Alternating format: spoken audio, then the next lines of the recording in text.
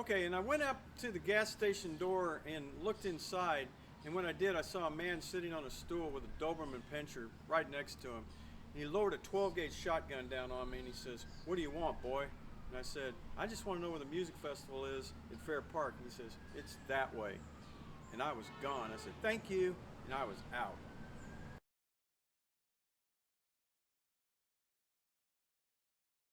I'm Robert Maxfield, and I've been a concert photographer in the Dallas-Fort Worth area for a very, very long time.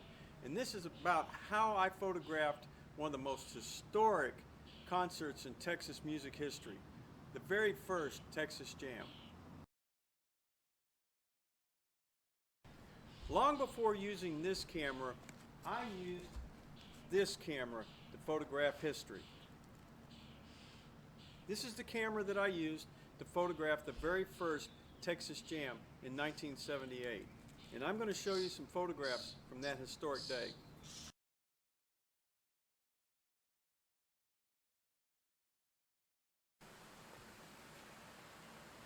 Over the last 46 years, these photographs I'm about to show you have been seen. It's nothing new. They've been seen by probably thousands, if not millions of people at this time of year. And this marks the 46th anniversary of the very first Texas Jam. So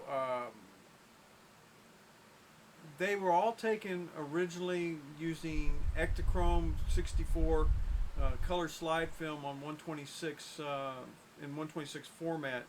And at the time, I was just a 17-year-old kid wanting to go to a concert, listen to music, hang out, and take photographs of my experience. And that was the whole goal, the whole point of taking these photographs.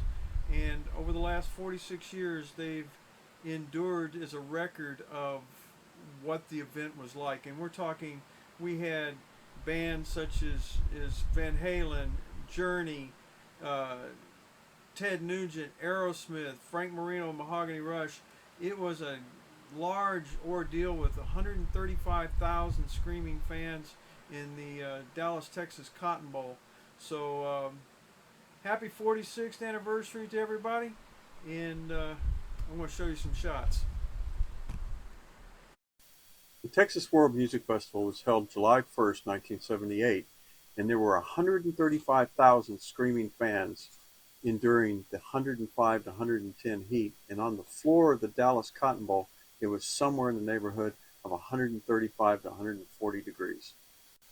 The photographs you see here were photographed with a Keystone Everflash 10 126 camera.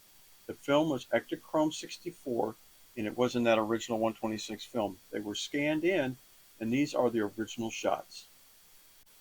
One of the reasons I photograph music in concerts today is to capture history, to keep a record of the past. I'd like to say thank you for viewing, and please like and subscribe if you found anything enjoyable or worthwhile out of this video.